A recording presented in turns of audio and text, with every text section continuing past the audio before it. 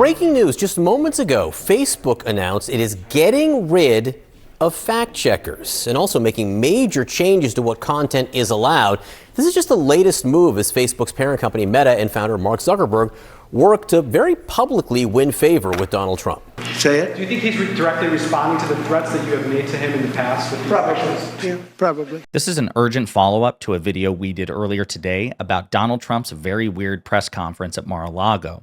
Well, towards the end of it, in a stunningly authoritarian flex, Trump told reporters he believes that his persistent threats to jail Mark Zuckerberg for life are what motivated Zuckerberg to make recent bombshell changes to Facebook and Instagram, which will benefit Trump and MAGA and the right wing, and also increase the probability that dangerous content is published. But before we unpack all that, if you end up liking this video and you want to support the channel, please be sure to hit the like, subscribe, and alert bells before you go. Folks, I don't know what to say. Authoritarianism is back and stronger than ever. And Donald Trump hasn't even been inaugurated yet, but he is just full mask off. He doesn't give a damn. The American people seemingly don't give a damn. He is emboldened. It's a stunning admission. But before we get to Trump's comments, for context, in case you missed the recent changes to Facebook and Instagram, here's a segment which kind of summarizes this, and then we'll play Trump's comments. All right, breaking news just moments ago, Facebook announced it is getting rid of fact checkers and also making major changes to what content is allowed. This is just the latest move as Facebook's parent company Meta and founder Mark Zuckerberg work to very publicly win favor with Donald Trump. The recent elections also feel like a cultural tipping point towards once again prioritizing speech. So we're going to get back to our roots and focus on reducing mistakes, simplifying our policies, and restoring free expression on our platforms. More specifically, here's what we're going to do. First, we're going to get rid of fact checkers and replace them with community notes similar to X, starting in the US. We tried in good faith to address those concerns without becoming the arbiters of truth. But the fact checkers have just been too politically biased and have destroyed more trust than they've created, especially in the US. Wow. Getting rid of fact checkers. And Claire Duffy, you can see her right here. So these were recent bombshell changes to the moderation and the content policy. And we're going to get into it a bit more, but just having given you just a bit of that context, it's really important to talk about what Donald Trump said earlier today. So Trump was asked about this, or Trump rather started to comment on these changes, then was asked about the motivation. And again, he goes full mask off. I think they've come a long way. Meta, Facebook. I think they've come a long way. I watched it. The man was very impressive. I watched it. Actually, I watched it on Fox. I'm not allowed to say that. Say it. Do you think he's directly responding to the threats that you have made to him in the past? With Probably. Yeah, probably. Probably. He believes that they, Meta, Zuckerberg, are responding to threats that Trump has made in the past. Well, what did Trump threaten to do to Mark Zuckerberg? Threatened to jail him for life. This was back in August. Trump threatens to jail Mark Zuckerberg for life. In an upcoming book, the former president continues to spread election conspiracies about the Meta CEO.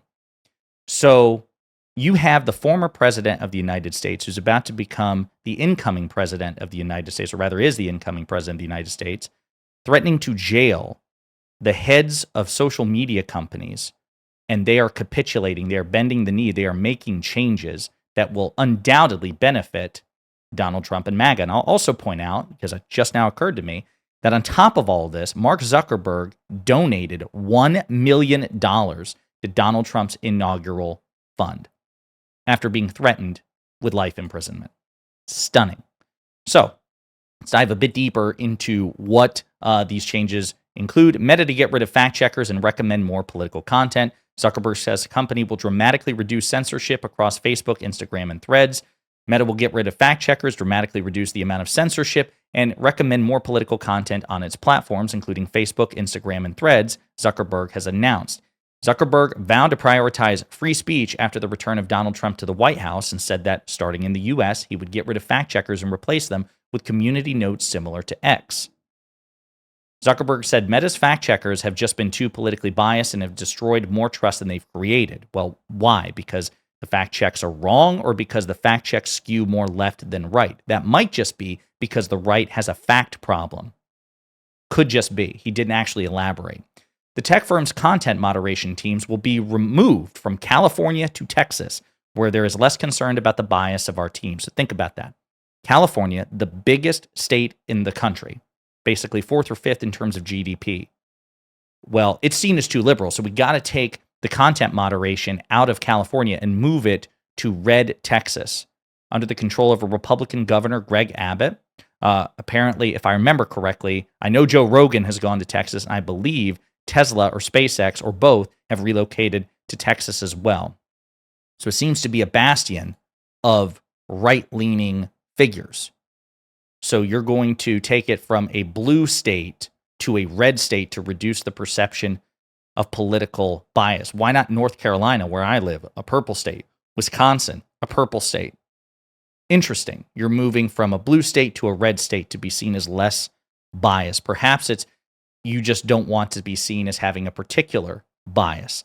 So we're going to play some more of the CNN segment as well, which dives into, or rather, pointing out some of the politically motivated changes here. A couple points I want to make here. Number one, Joel Kaplan announced that on Fox News. Again, everything very public, unsubtle, I think, what Meta is doing here. And I think they would perhaps admit to that. I don't think they would run away from that. And the New York Times reporting that the Trump administration got a heads up about this policy shift beforehand. So again, seems to be part of this larger, very public effort to curry favor. Yeah, and Kaplan. Yes, it does seem like an attempt to curry favor. They referenced Joe Kaplan, who made an announcement on Fox and Friends. We're going to talk about that. Actually, we just might as well play the clip as we right here. Or actually, let me play this clip first. Let me do this one instead. This was announced on Fox and Friends by Joel Kaplan, who's one of the company's top Republicans. Just last week, we talked about he was elevated to the company's top policy job. Here's how he described the system. And so somebody can write a note, and then the way it works is different people on the platform can sort of vote on that note. And if you get people who usually disagree, who all say, yeah, that sounds right, then that note gets put on the post and people see it. X has been doing it for a while. We think it's working really well. And so listen, in theory, I don't have an issue with community notes. I think that the concept is fine. I don't think that should be the totality of your fact checking. But just to be clear, that is a Republican making this announcement effectively on Fox and Friends, a right-wing platform, after Meta gave the Trump administration advance notice. Then what Kaplan had to say was even more outrageous, in the sense that if you could be surprised by the shamelessness and dishonesty of MAGA Republicans and Republican operatives, this would probably outrage you. But this is a Republican flexing on Donald Trump's free speech and free expression bona fides. No question that there has been a change over the last 4 years. We saw a lot of societal and political pressure all in the direction of more content moderation, more censorship. And we've got a real opportunity now. We've got a new administration and a new president coming in who are big defenders of free expression. And that makes a difference. One of the things we've experienced is that when you have a U.S. president and administration that's pushing for censorship, it just makes it open season for other governments around the world that don't even have the protections of the First Amendment to really put pressure on U.S. companies. We're going to work with President Trump to push back on that kind of thing around the world. So again, so absurd. Again, this is the chief global affairs officer, who again is a Republican, trying to suggest that Donald Trump is some sort of ardent defender of free speech. He just admitted that his threats against your CEO, he believes, are what motivated your CEO to make these decisions. By definition, that is censorship. By definition, that is censorious and oppressive. But besides that, Trump recently sued ABC for defamation. They settled, paid him $15 million. He has now launched lawsuits against a retired pollster because she published a poll that was wrong during an election. He has threatened lawsuits and government agency action against media that he doesn't like, including MSNBC. We've talked about this, that he wants the FCC and he wants the DOJ to investigate media that he feels is too critical of him. We have never heard, I've used this example before, but folks, please listen to me on this. The notion that the left is so censorious is a meme, and it's a popular meme, but I want you to think about this. President Biden has been in office for 4 years. It's been his DOJ for 4 years. Fox News 2 years ago had to pay nearly $800 million in a defamation settlement in a case brought to them by Dominion Voting Systems because the evidence was pretty clear that Fox defamed Dominion Voting Systems by signal boosting Donald Trump's defamatory 2020 election lies. I want you to think about this.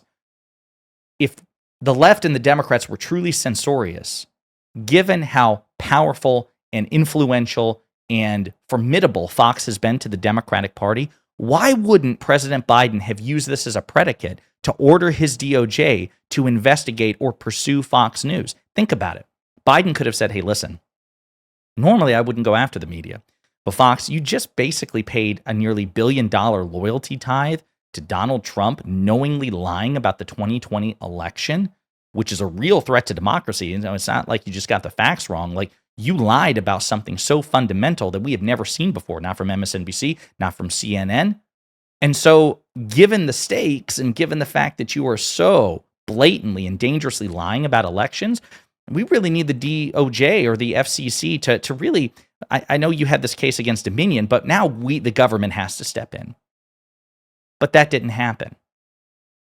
You would think, at least in theory, that that's a hell of a lot bigger predicate than anything Trump is pursuing against ABC and Seltzer and others. But Biden didn't do that because the Democrats aren't nearly as censorious as the Republicans have been, both in thought and deed, in terms of the things that they have expressed, the things they've called on, the things they threatened to do, and the things they've actually done. I'll remind you that Donald Trump, when he was president before, when he heard that Chrissy Teigen, a celebrity, the wife of John Legend, referred to him as a pussy-ass bitch, that the Trump White House reached out to Twitter, and this was before Elon Musk owned it, to get Twitter to delete the tweet. There is no record of President Biden doing anything like that. Over a personal insult? Really, Donald? But the right doesn't care. That was a matter, by the way, of congressional record. Friend of the show, Democratic Congressman Maxwell Frost, got that testimony out of a witness during one of the Twitter Files hearings in Congress. The right doesn't care. MAGA doesn't care about this. Diet MAGA doesn't care. All these free speech warriors on the right who champion free speech and want the government to get the hell out of, censoring or putting pressure on, corporations and businesses and media and social media, they celebrate this. They love this flex.